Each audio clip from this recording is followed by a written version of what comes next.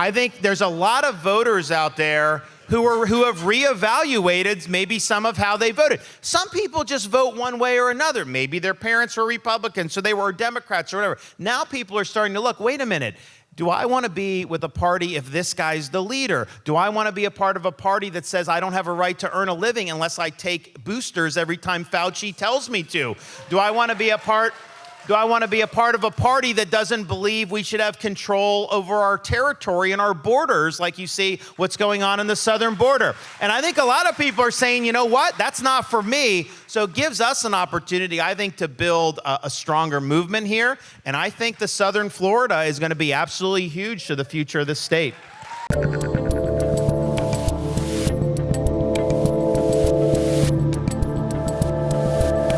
I moved to this great state 6 months ago, okay? And I gotta tell you, as I opened with, you guys have done it right. And it's you, and it's you, and it's you, and it's you, and it's everyone in this room, and it's that Florida man knew something that the rest of us had forgotten, or maybe we never knew. And I promise you that I am here to keep Florida, Florida.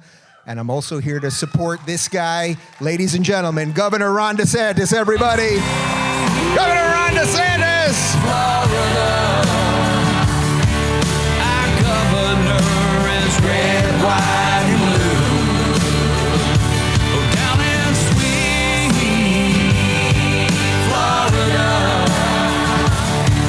he's shooting us straight, telling us the truth. Yeah, that's right.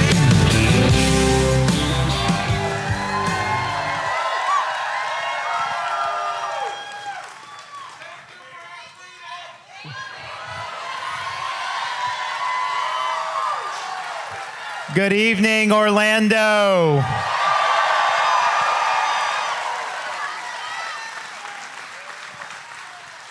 And again, welcome to the state of Florida. And thank you. You know, if you come from California, we do have reservations when people come.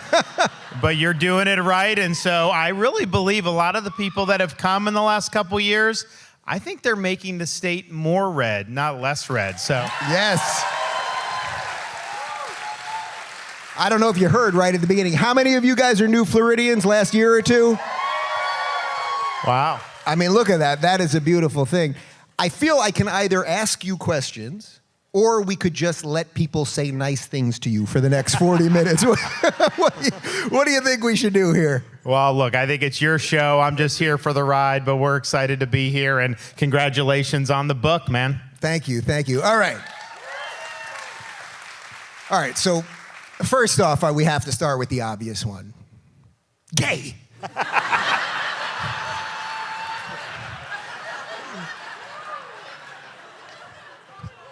He didn't even flinch. Nothing. I thought that in this state, we can't say gay. There's people outside, they're freaking out. They've got bullhorns, man. Did you choose this fight, or do you feel like they just brought it to you and you just punched back? No, yeah, look, I'm punching back. It was interesting when that bill was going through, when the legislature's in session, they're there for 60 days, and there's a lot of stuff that's going on. I'm not following every little committee hearing or anything. I mean, I've got dozens of priorities, and I've got folks working on it. So I'm out just doing my job, doing other things, and making announcements like we do. And the media starts badgering me with these slogans about gay. And I'm thinking to myself, okay, this isn't my first rodeo. I know what they're doing. They create narratives, and then they try to run with these narratives. So I know they're lying. I don't know how they're lying, but I just know they are. So I ask myself, what is going on with this? Why are they doing this? And then I see, and I'm like, you've got to be kidding me. Are they honestly going to make this the hill to die on? And so even though it was not necessarily legislation that I had authored initially, I started fighting back against them because they were just lying to people, and it's offensive when they're lying. And so we start fighting back, and I would literally have these reporters, I'd say, okay, where does it say that in the bill? Okay, it doesn't say that in the bill. What does it say? Oh, okay. So, and so it was good. We were fighting back. And then you had this situation where you had the corporations, mostly Disney, deciding to get involved. And I think people look at that, they're like, first of all, I don't know why they got involved in this. It was a huge mistake for them. They think they've lost $60 billion in market cap since they got involved. But what the left is doing, though, it's honestly smart for them. They know that if people knew that if they were running for election on gender ideology for kindergarten and first graders, that would not fly with the voters, okay? Parents just don't want that for these young kids, and a lot of the elderly in Florida don't even know what the hell you're talking about. So it's not good, and they know they can't win elections on that. So I think what they try to do, which is smart, they say, okay, if we could subcontract out our leftism to a corporation, pressure the corporation to come on our side, then maybe they can get these elected officials to cave. And you know what? It's not a dumb strategy, because there have been a lot of Republican governors that have caved to corporate pressure. You've had Republican governors veto bills just to protect women's athletics and women's sports because some of the businesses got upset. So I understood why they were doing it. I thought it was a mistake for Disney to get involved, and I told them you shouldn't get involved. It's not going to work out well for you. So they kind of got involved. I don't know if you heard what Donald Duck's been up to, but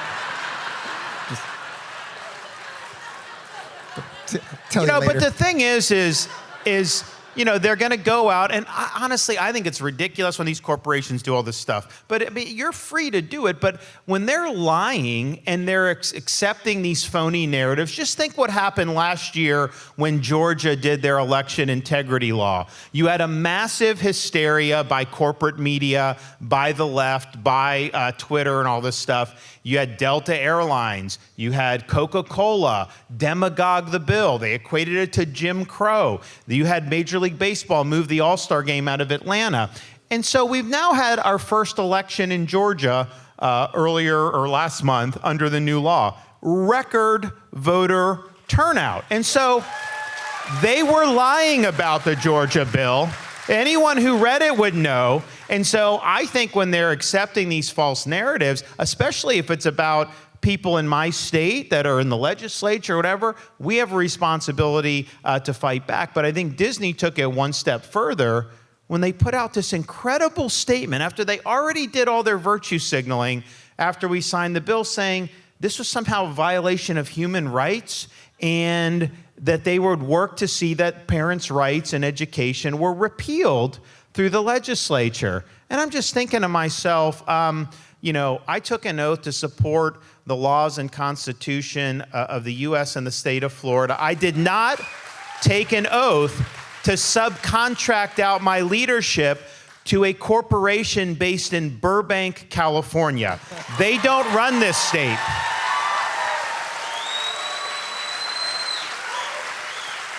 And so, but again, they are free to do that. I think for a publicly traded corporation, I think it's stupid. And so I think that you're going to have a situation. All right, butt out. Nobody wants to hear from you. Nobody wants to hear from you. Get out of here. Got plenty of friends for you across the street, my man. So they get in, they commit themselves to this really ridiculous course of action. And they're free to do that. It's not smart as a publicly traded, but you are free to do that. But they are not free to force all of us to subsidize their activism. And that's what they were doing. They have their own government, or they did have their own government right here. They're exempt from laws. They get massive tax breaks. And so, if their company is committed to that view of what's appropriate for children and parents as the state, we just can't have a partnership with that. And so we're out. And that's why we took action to dissolve their own government.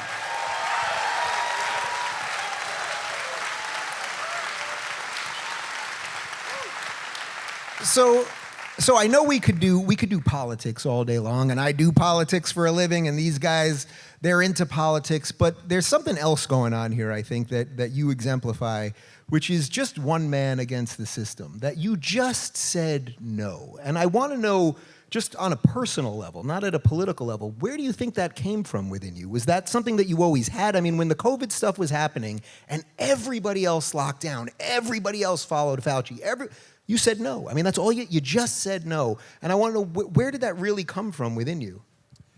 Well, look, I think that there are people that get involved in elected office who are there to be able to enjoy the accoutrements of office, to be able to have a title. And then there are people that get in because they actually want to do something, and they also want to make a difference. So I'm the latter. And when I became governor, I remember going into the office for the first time, sitting in the chair, and I said, you know what? I don't know what SOB is going to end up succeeding me in 8 years, but I can tell you this. There ain't going to be any meat left on the bone for them, because I'm going to take on issues. I'm going to be on offense. I'm not just going to sit back. I'm going to make sure that we're really making a difference. But I would do it based on what I thought was right. And I have not taken a poll since I've been governor. I'm not trying to react to whatever some random burst of opinion. My view is when you lead, if you set out the vision and you execute the vision and you do well, people will follow that, and that's what they want to see. And so that was just my philosophy.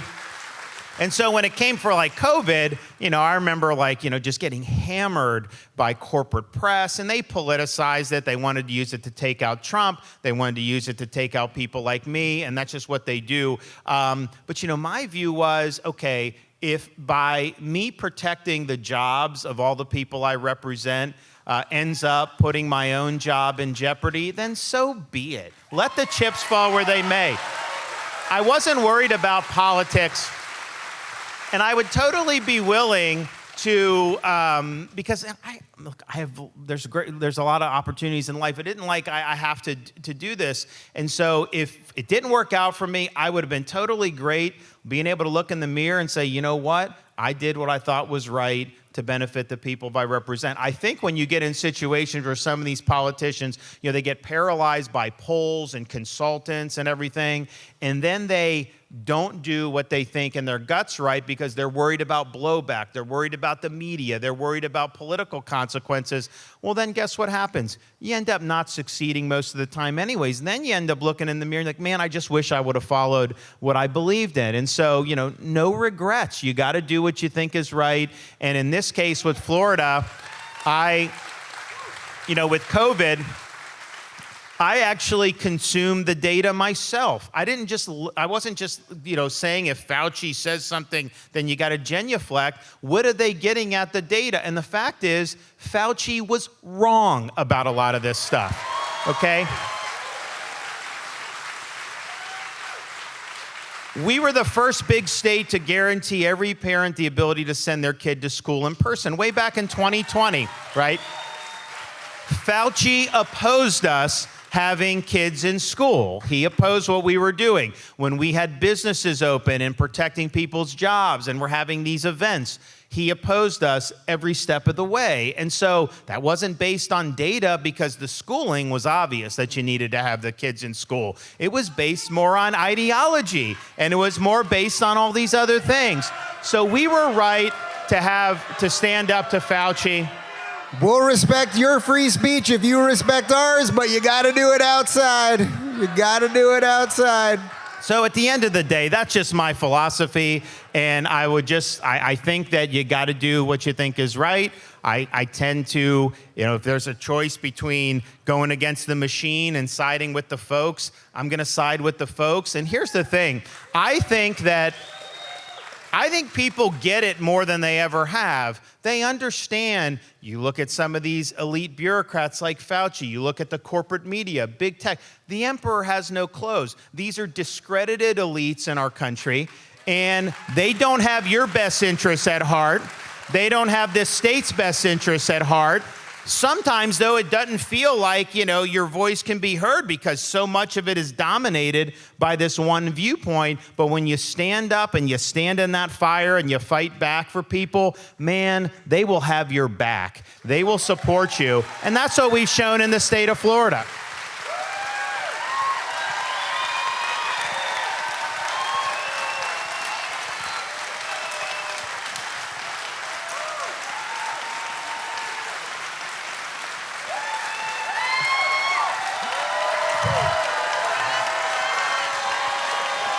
See?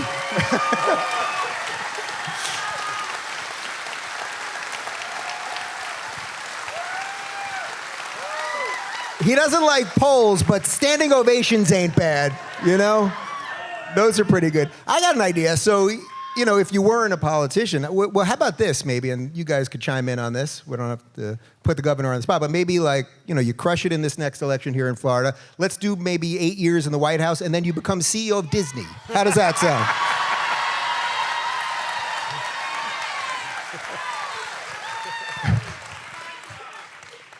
Who knows what happens? You never know in life, so. All right, so let's talk about some of the other stuff that you're doing, because you really are doing stuff here that is not happening in the rest of the country. You just signed this fatherhood bill last month here. This is just another issue that you took on that seemingly we need to talk about, we don't talk about honestly, and you chose to fight it. So tell me a little bit about that. Yeah, I mean, I think that if you look at what's going on in our society, did they have to at least pay to get in here? They had to pay. Good. I mean, like, look, I get people have their shtick. I get people, do things a little bit different on that side than we would.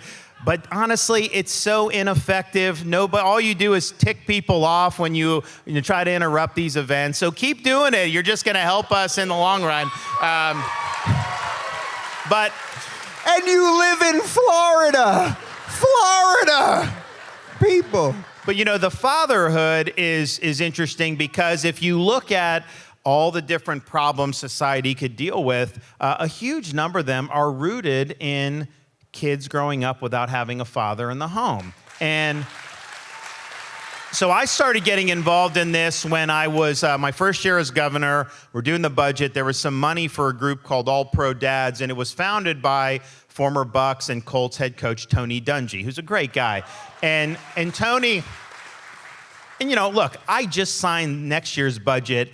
I vetoed a Florida record $3.1 billion. Before I became governor, the record was like $800 million. And so we're very tough, and I mean, we will veto. And so you can veto individual items. And so he called me just to kind of like make the pitch. And, I'm like, honestly, I trust you. I know your heart's in the right place, and I know this is important. So we started getting involved. We'd work with private groups. We'd work with our state agencies. And then this year, kind of a more comprehensive thing. But if you talk to Coach Dungy, and he was at the bill signing, when he said when he became Tampa Bay head coach, he went to minister at some of the prisons. And he looked and he said, I noticed that it wasn't because of poverty, race, all these other things. The reason these people were in prison was because they did not have a father figure in the home. And if you could address that, you would have so much better luck in society overall. And so that's what we're trying to do. And part of it is resources, education. Part of it, though, is sending a message to men: meet your responsibilities. You have a responsibility. And I can tell you, one of the reasons I ran for governor, I was a member of Congress for a few terms, and I first got elected, it was just my wife and me. Second election, it was just my wife and me. Well, then after the third election, 2016, we had our first child, our daughter, Madison. And so I'm in D.C. thinking to myself, you travel back and forth. I'm like, why am I up here? I really want to be back home. And so with governor, we see him every day. We're able to be present. And I'm very busy. I'm much busier in this job than a congressman would be. But because we're all in the same state, all in the, obviously living in Tallahassee now, you're able to do it. So my wife and I put a lot of emphasis on that, but particularly me, they're just, my wife does some great things that I don't do as good in. But I offer just something else in terms of for the kids to look up to. So I think it's essential, and I've said if we could snap our fingers, every kid grows up in America with a good father in the home, we would not be talking about a lot of these other problems. No way.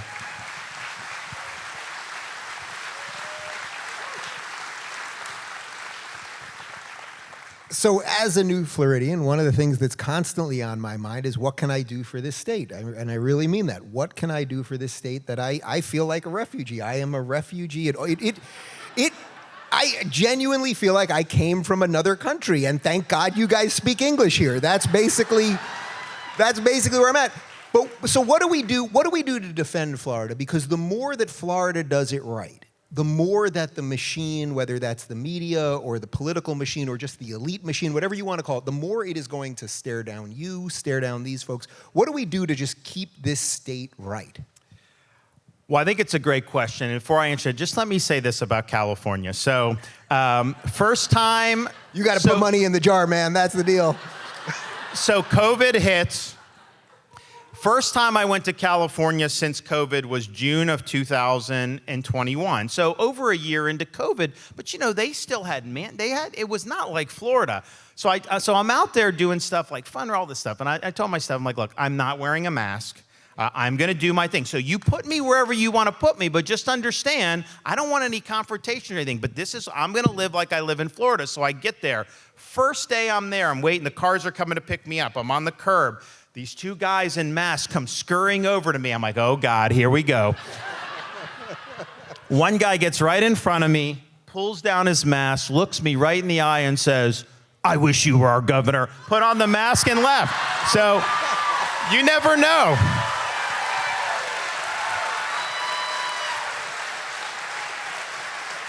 And so it was interesting. But what I would say is, when you're looking at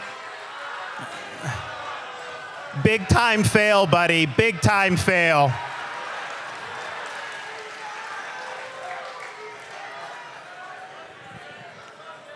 Part of what we're doing, I think, now is we've been able to create so much momentum that, like 2018 election, very close call for the state of Florida when I got elected. Because if I had not gotten elected, none of you who moved here would have moved here, and some of you that lived here probably would have moved away. Just the truth. But when I got elected, we had almost 300,000 more registered Democrats in the state of Florida than Republicans, and we never had more registered Republicans in Florida prior to me becoming governor. Well, negative 300,000 November of 2018, June 1st, 2022, we have 150,000 more registered Republicans. Now, so I think that is telling us that we have an opportunity to really solidify the direction that the state's going this November. And so I would say, my election, very important, and we just need a massive turnout. And I think we can get it. People will come up to me who you can tell are not super political, and they'll thank me for saving their job. They'll thank me for saving their kids' education. They'll thank me for saving their business. And they want to be helpful. So we have an opportunity to do that. And I think that that's absolutely critical. But I also think, we've got a lot of great people that have moved in here. I mean, you look at down in Miami. Miami is like this. I mean, first of all, it's never boomed the way it's booming, but it's moving right. And there aren't very many urban environments in this country that are really moving right. And, part of it is the demographics. I mean, you look at our Hispanic communities, they are conservative, and they want to make sure that this country doesn't repeat the mistakes of these other countries in Latin America, where you had Marxism take over Cuba, Venezuela, all these other places. And so I think particularly with you guys in South Florida, because it used to be South Florida would be like huge blue, then you'd have pockets of blue, Orlando, Gainesville, whatever, and the rest would either be really red or maybe kind of purple. And now South Florida is becoming much more conservative, and I think that's largely, I do think it's a result of the migration, and I think it's a reaction against Brandon's policies, which, let's be honest, have not been terribly successful. When I did the budget thing today, we were at the Villages, and I just point out, there's recent news reports. He's so frustrated that his approval ratings are in the toilet, and he's lashing out at his staff, blaming this, blaming that. And I'm just thinking to myself, you have a situation where, you came in, and oh, by the way, for any more of those people that are out here, we're not going to let them take away your constitutional rights. Not going to happen.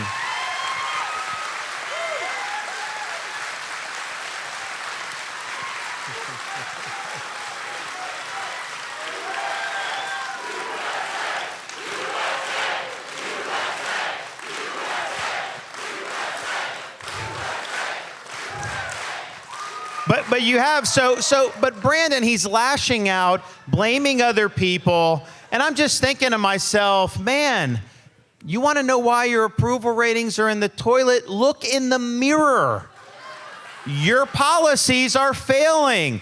People don't want to pay $4.75 a gallon for gas, and it's going to be over $5 very soon. They don't want a war against domestic American energy. You know, for some reason with Biden, if you beg Maduro for oil, that's somehow not global warming. But if we produce our own, then it's global warming. Give me a break. What a farce. And so he's creating a lot of these problems. And I'd say between Brandon and COVID, I think there's a lot of voters out there who have reevaluated maybe some of how they voted. Some people just vote one way or another. Maybe their parents were Republicans, so they were Democrats or whatever. Now people are starting to look, wait a minute, do I want to be with a party if this guy's the leader? Do I want to be a part of a party that says I don't have a right to earn a living unless I take boosters every time Fauci tells me to? Do I want to be a part of a party that doesn't believe we should have control over our territory and our borders, like you see what's going on in the southern border? And I think a lot of people are saying, you know what, that's not for me. So it gives us an opportunity, I think, to build a stronger movement here. And I think the southern Florida is going to be absolutely huge to the future of the state.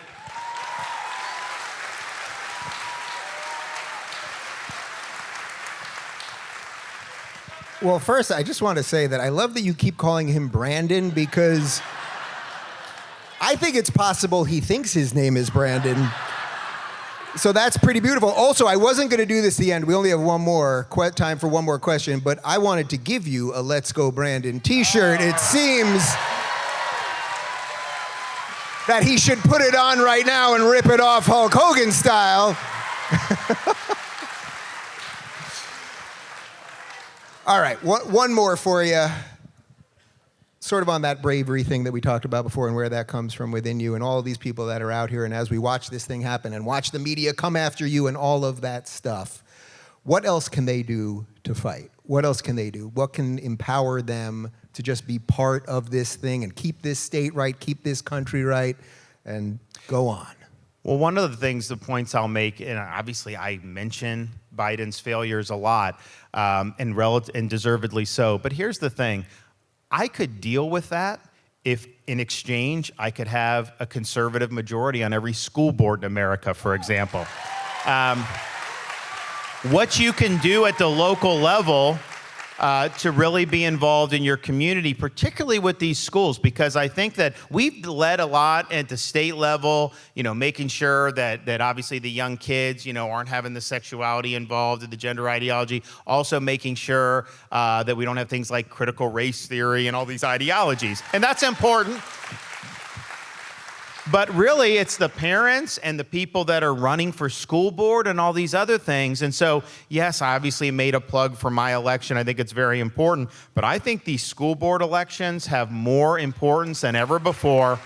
You guys can make a huge difference in your community. And the moms have done great and the parents are energized like never before. And they should be really leading the effort. But you know what? You don't even have to have kids in the school system to be concerned about what's going on with education. Because if we do our job right and we're doing, good, solid education, I think you need to have things like we've pushed in Florida, American civics, understanding the Constitution, understanding all those things. If we're providing a solid foundation for education rather than having these systems become centers of indoctrination, we are going to be so much better off as a state than a lot of these other places. And so I would just say, get involved in some of these local races, get involved in some of these local organizations, because you really can move the needle. I mean, the enemy really, in some respects, yes, the left, but also just being apathetic. Because when we're apathetic, then the left is able to capitalize off that. So I think those days are over. I think we realize that, we're in a fight to ensure the survival of liberty and opportunity for not only ourselves, our kids, but even generations yet unborn. And so, now's the time to saddle up and get it done. And so I would love to see, yes, big red wave. People will focus on my race, some of these other races, but I would love to see a big red wave sweep these school board races across the state. That'll make a huge difference.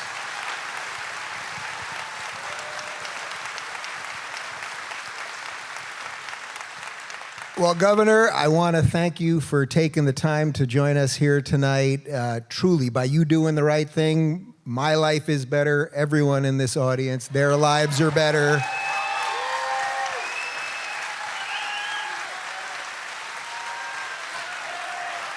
And on that note, ladies and gentlemen, make some noise for Governor Ron DeSantis, everybody.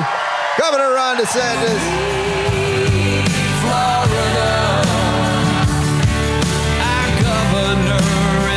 Governor Ron DeSantis, everybody! Down in sweet Florida, he's shooting us straight, telling us the truth. Yeah, that's right.